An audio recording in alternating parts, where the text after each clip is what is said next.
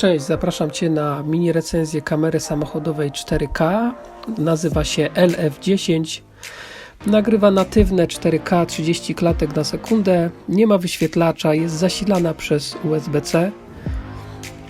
Kupiłem ją na Aliexpresie za około 130 zł. Tworzy pliki w formacie TS. Szybkość danych około 22 megabitów na sekundę. Korzystając z aplikacji na telefon jest możliwość zmiany ustawień. Tylko jest jedna rozdzielczość i format kodowania, dwa rodzaje. Jest możliwość podglądu obrazu, jak i dostęp do plików na karcie pamięci. A teraz pokaz filmów.